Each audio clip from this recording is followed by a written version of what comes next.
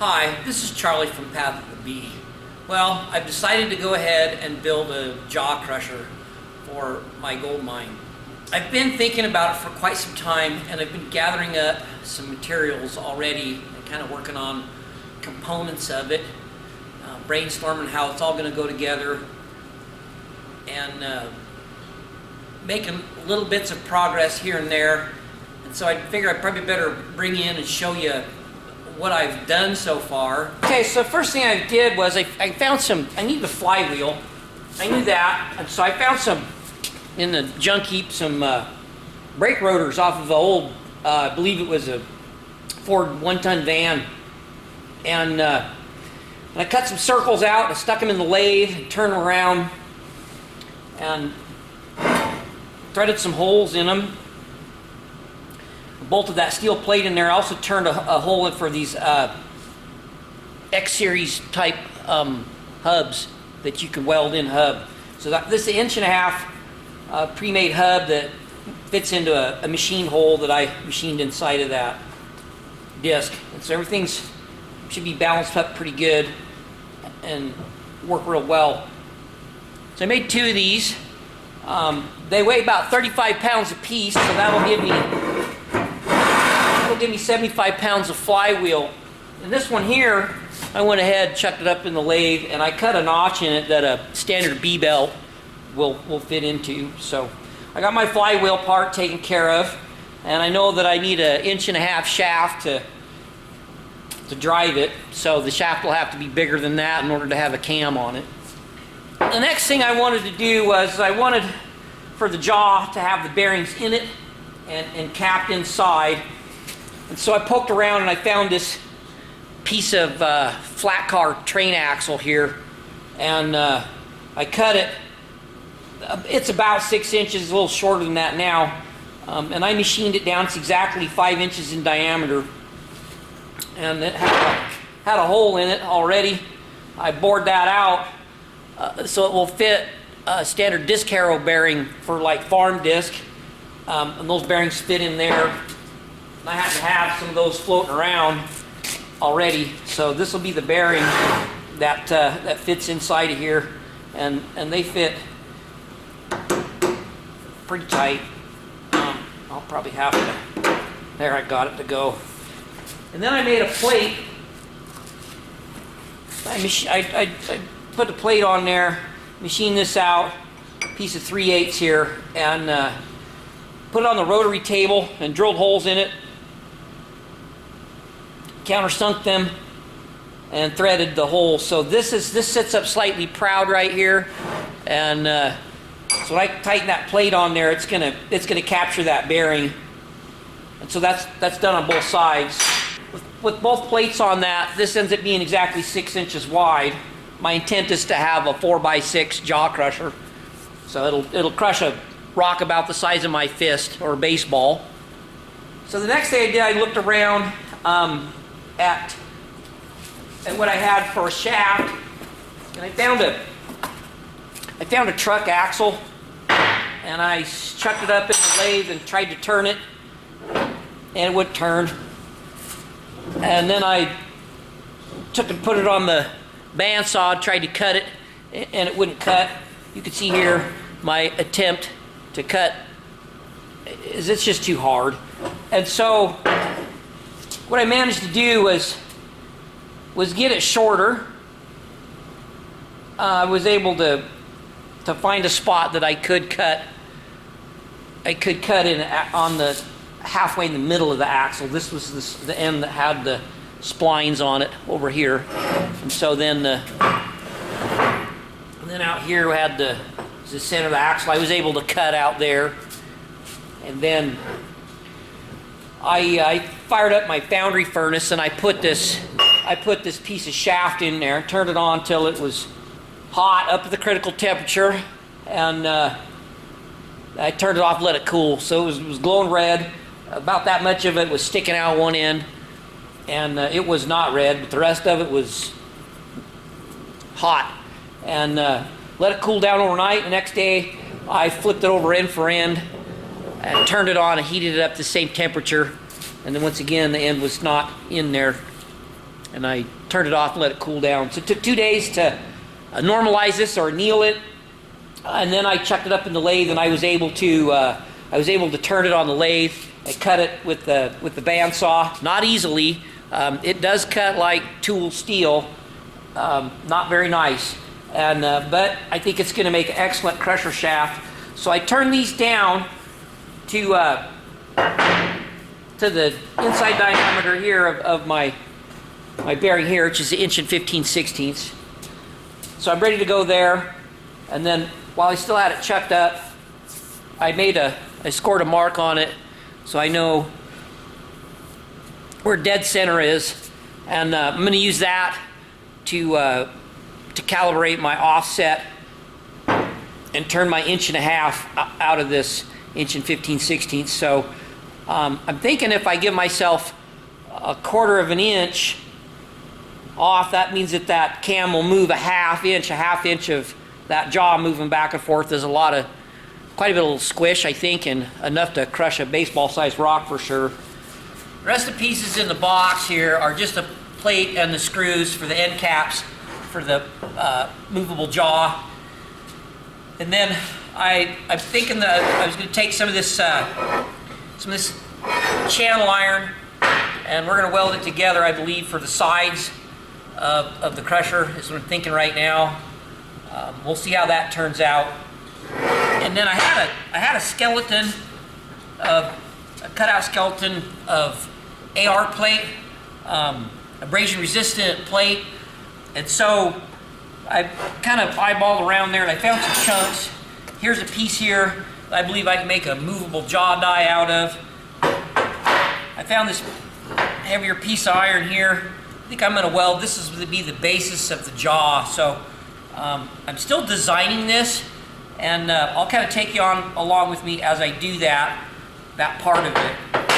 So I'll have this. I'll have to have holes drilled in it so I can put my jaw die in and take it out so I can build it up when it wears down. And here, these angled pieces, I decided would work really good for cheek plates. They're the same angle. I feel that they'll drop right in the edge there and you know, work right alongside this. And I think they're just about the right size to work for me. And this is just about the right angle. So I'm hoping that they'll work. These pieces I decided that we'll use to back up and support the movable jaw. So we'll kind of get that all put together. For the toggle system, I think what I'm going to do is just use a piece of angle, and I'm going to cut this. I'll cut this across here, this piece of toggle, but it'll fit in there. I'm just going to use it at an angle so that it can pivot in there as it's working. And if I use one on each end of that, and trim off the excess here, just use the cup. I think that'll work really good. So there's some kind of pieces that I've gathered up. I did go ahead and I ordered up some good bearings. So I bought some really nice bearings here. These are E-Series double taper roller bearing, and that's what we'll mount on here for the main go at it. They're going to be, these bearings will never wear out. They're I might break the housing on them, but the bearing is overkill for this particular job. So we'll go ahead and see how that all works out for us. So how this will go together is I have a piece of this AR plate that I'm going to use for my jaw die. It's going to be the good abrasive piece, and I'll drill holes in it so it will be, you know, bolted in and out. And this is the piece here that will actually be welded to this piece of train axle. And when I made the train axle, trying to make everything 6 inches wide. So when this plate's on here, that's 6 inches. But when I go to weld this on here, I have this little step here that I didn't think about. So I think what I'll do is that I'll set this up to where this piece here, which is it's just going to be support to hold this all up and give it some strength. I'm going to weld it flush on here like yay. So I'll take and scribe a mark in here, and then we can get that welded in. And I'm hoping I don't mess up my machined surface there as I do that. But before I do that, before I weld this to this, I need to figure out where to locate my holes. Okay, so what else I've done is that I've purchased some plow bolts. These are the bolts that I'll run through here, and they have a flat head, and they're tapered, so this is a countersink, 82-degree inclusive countersink, and then it has a square hole in it. So they're 7/16 is the common size plow bolt. So that's what we're going to do. We're going to drill them in there, and then I'll have to figure out how to make a square hole in the jaw dies and in the cheek pieces. So I gathered up short ones for the cheek plates on the side, and then the longer ones are to go through the jaw die and the stationary die. So to do the square holes, first of all, you have to countersink the piece. So I borrowed a countersink that's big enough to do that, which was quite a job, but a friend of mine had one, and so I borrowed that from him. And so we'll get those plates countersunk. And then he also had a broach. So I borrowed his 7/16 broach, and how this works is that you drill a hole, and then you put cutting fluid on this, and you use an arbor press to press this through the round hole, and when it comes out the other side, it's square. So I'm really thankful that he lent this to me, so I didn't have to buy one. So the goal is that when the lower end of the jaw wears down and needs to be, dealt with, I'll be able to take these bolts off, take that jaw die out of there, turn it over end for end, and put it back in. So the holes all need to match up so that can happen. So that's how come I'm trying to figure out exactly how high and low they need to be in and out. And then when it's time to drill this, I'll actually clamp this down to the milling machine and put these holes exactly where they belong. Okay, so I won't quite be able to drill through by overhanging on the vise here. So I'm going to get a piece of wood and that's flat and support that up. And then I'll switch this over to the proper drill bit, and I'll go ahead and drill these.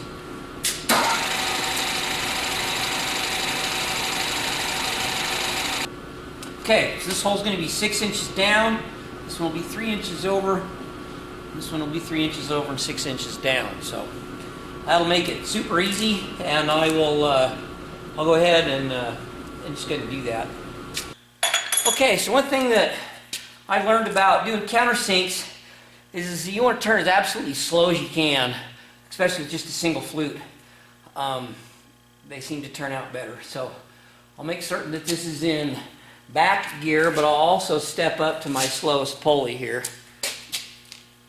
Okay, well I finished countersinking that. I accidentally turned my recording off. Okay, so the next thing I want to try and do is punch these holes in here square. So I'm going to broach this out 7/16. In order to do that, we also got to drill this out. It's a little bit bigger for the broach, and so I'm just going to use a hand drill to do that. Okay, so I got the arbor press out, get ready to broach this, and what I noticed is that my arbor press is not going to be anywhere near tall enough to press that through. The issue with these use of hydraulic is you don't have very much feel on it, so I'm going to have to use a hydraulic press to press this through because I don't have enough throw here.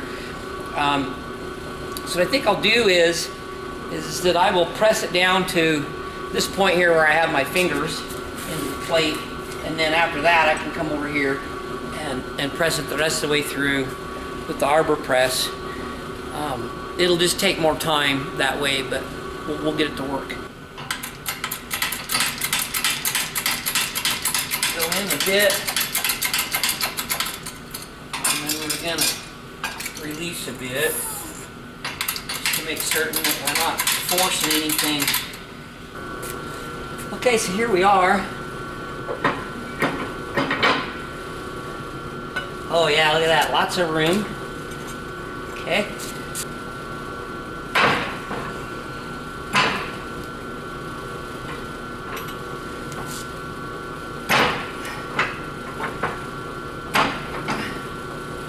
I'll get a hold of this. Push it through. Okay. There we go. Now we have a square hole. Okay, so here's our jaw die with the square holes in it, countersunk. So the bolts will fit right in there. Hold down, square on the back side. Okay, so this is it all just finger tight together. Looks like I think it's gonna work really good. Okay, so the next thing that I'm gonna do on this movable jaw is kind of get everything put together here. We'll do some welding, cutting, pasting. I'm gonna go ahead and fabricate this all up. I'm gonna show you what I'm gonna do, and then I'm gonna do it off camera. That's just gonna be easiest for me because there's a lot of little steps. So I'll bring you in and show you exactly what I'm gonna do. Okay, so the first thing that I'm gonna do is I'm gonna get this positioned and lined up exactly where I want. This is my component that holds my bearings for my jaw. It's missing the plate on the side, so I'm going to have to offset that distance on each side.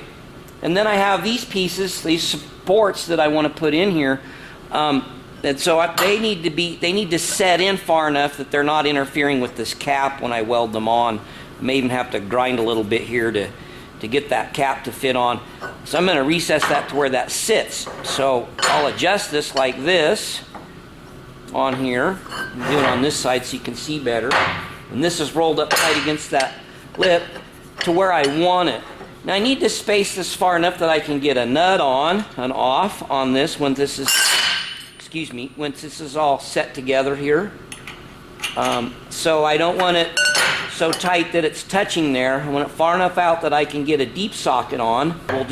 We'll scribe this here, cut this off, and then we'll bevel this and weld this piece in. I have a piece here that I'll have to custom cut the length and scribe a distance in here. It's going to go in the center for a support. I'm going to go ahead and trim up a piece of angle iron here. I'll cut it off here and here so that it's kind of short, and that'll be where my toggle cup is at. I'll cut this to length, and it'll fit in here, and that toggle plate will fit in that, and then I'll fabricate some sort of a loop underneath so that I can hook a return spring or some sort of a tension spring on the bottom of this movable jaw down low there. So, okay, well, I'm going to go ahead and get these plates and the center plate cut and welded in. This will get trimmed, and I'll get it put in, and then I'll bring you back and show you what it looks like. Okay, so I got it all welded up here. I just put a little bit of a radius in that, so when the jaw die bolts on here, there's just a little bit of relief, and that made that fit nice in there without having a sharp angle in it. So that turned out pretty good. Not the best welding in the world. None of my best work, but it'll work. So I'll get a flap disc and clean this all up so that side bearing plate will fit on there and tighten down the way it's supposed to. Same thing over here on this side. A little bit more to remove on that side, but we'll get this all cleaned up. Make certain that there's nothing interfering with our bearings in there. I was able to even get in here luckily and weld on the insides. After I got going on this, I was concerned that I wouldn't be able to, but I put this one in first and then put these on the outside. Everything's beveled in nice, so it's hooked on there pretty good. I will take a cutoff wheel and cut this off at an angle when I go to put this piece in. I'll trim this up pretty good with the iron worker. Get it fit in there for my toggle capture. All right. For the jaw die here, I'm gonna put rebar on this, probably some 3/8 rebar. We'll space it on here and just make sure that we don't weld over where our bolt, put the piece over where our bolts go, but we'll space it out to where it comes out across here evenly, with a little bit of gap every other one, so that then the stationary die will match that. So they'll be opposites. So I'm going to go ahead and work on grinding this up on the sides here. Get this all cleaned up and put that rebar in my movable jaw die here, getting it tractioned up for us. Okay, so I got some traction on the jaw die here. This all set up. It worked really nice, this 3/8 rebar. I've got it bolted on tightly. Everything fit in really well.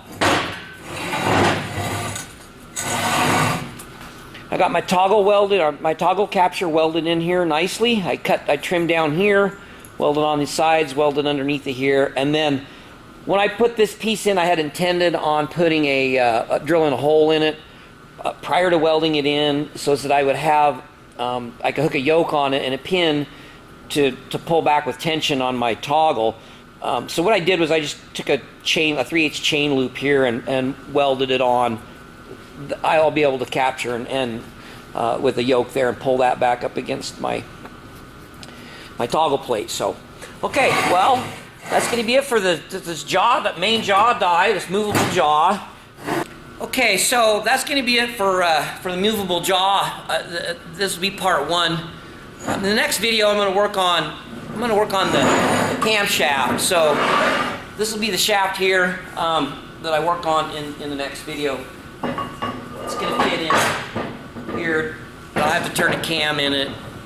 So that's what I'll do next. So that's going to be it for this video. Thanks for watching. We'll catch you next time.